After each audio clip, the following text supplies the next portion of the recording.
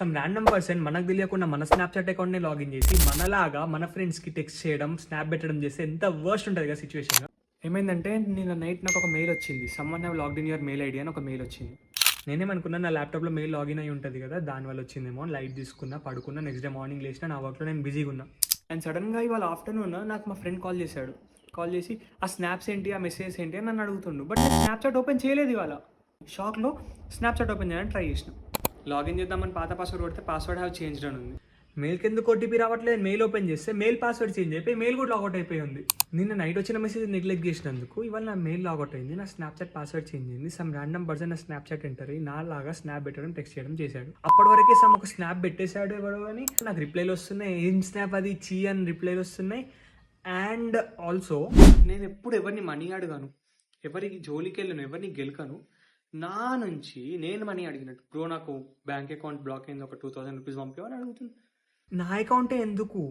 అతని కొద్దిసేపు హ్యాపీనెస్ కోసము నా 6 years నుంచి దాచిపెట్టుకున్న మెమోరీస్ ఉన్నాయి స్నాప్చాట్లో, దాన్ని డిలీట్ చేశాను. హ్యాక్ చేసి ఏదో చేద్దాం అనుకున్నాడు అతను, నాకు తెలియదు ఏం చేద్దాం అనుకున్నాడో కూడా. కానీ దానివల్ల నా మెమోరీస్ డిలీట్ అయిపోయినాయి, నా నేమ్ బ్యాడ్ అయింది, నాలాగా వేరే వాడు చాట్ చేసిన నాకు ఒక రిగ్రెట్.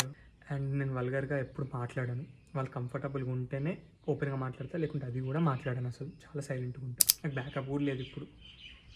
మళ్ళీ స్నాప్చాట్ లాగిన్ చేస్తే ఆ మెసేజెస్ అన్నీ వాళ్ళు మళ్ళీ చూస్తారు అండ్ మళ్ళీ ఇష్యూ అయిపోతుంది.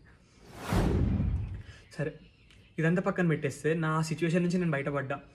బట్ మెయిన్ థింగ్ ఏంటంటే మీరు జాగ్రత్తగా ఉండాలి. నేను ఇదంతా ఎందుకు చెప్తున్నా మీకంటే, నాకైనా ప్రాబ్లం మీకు కాకుండా ఉండడానికి చెప్తున్నా. మీరు ఎప్పుడైనా ఇలా సమ్వన్ ర్యాండమ్ లాగిన్ మెయిల్ అంటే నా ల్యాప్టాప్ నుంచో లేకపోతే వేరే డివైస్ నుంచో అనుకొని లైట్ తీసుకోకండి.